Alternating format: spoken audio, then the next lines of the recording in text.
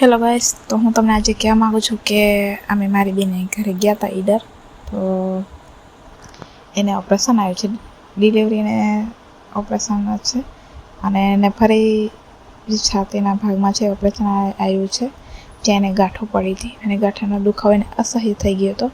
એટલે ત્યાં વચ્ચેની સાઈડમાં બંને તરફ ચીરા મુકાવ્યા છે. તો ડૉક્ટરે કીધું કે ટાંકા નહીં આવી શકે. અને એને એવું શા માટે થયું એ પણ હું તમને કહું છું કે એને જે લેડીઝ ડૉક્ટર હતા ત્યાં એવું ગયા હતા અને એ ડૉક્ટરે એવું કીધું કે તમે જેટલું પણ તમારી છાતી છે એમાંથી દૂધ બહાર કાઢશો, બાળક ખાય છે અને જે વધનું છે તમે કાઢી નાખશો, તો પછી એવું ના કરશો અને તમે એ દૂધ કાઢશો તો નવું બનશે. એટલે તમે એને કાઢશો નહીં, જેટલું બાળક ખાય એટલું ખાવ દો અને બાકી રહેવા દો, એવું ડૉક્ટરે કીધું. અને પછી મારી જે બેન છે એને બીજાઓની સલાહ ન માની, કારણ કે ડૉક્ટરે કીધું એ જ વાત સાચી છે. એવું બધા જ તમે પણ અને હું પણ એવું જ માની છે, ડૉક્ટરની સલાહ અનુસાર કામ કરવું જોઈએ એવું બધાની સલાહ હોય છે.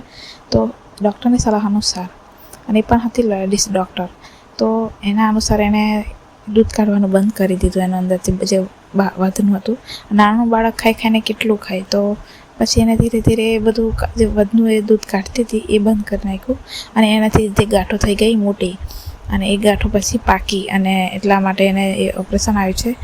તો મારે એવા ડૉક્ટર જે છે, હું કોઈને કહેતી નથી નામ, પણ એ જેને ખબર ના પડે એ સલાહ પણ આપવાનું બંધ કરી દો. અને જેને જે કામ કરવાનું હોય, જેના ડૉક્ટર હોય એમની જ સલાહ આપે, બાકી વધારાની મગજમારી કોઈ કરે નહીં.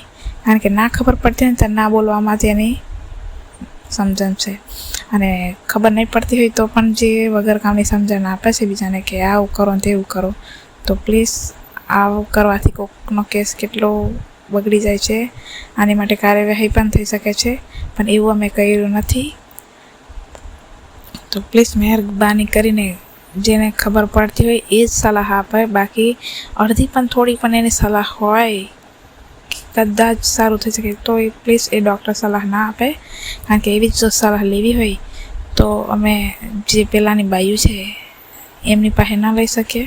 તો મારે એમ એટલું કહેવું છે કે આવી રીતે તમારો કેસ આખો બગડી ગયો છે અને મારી બેનની જે હાલત છે એ પણ ખરાબ થઈ ગઈ છે. તો પ્લીઝ ના ખબર પડે તો કોઈને આવી ઊંધી સલાહ આપશો નહીં.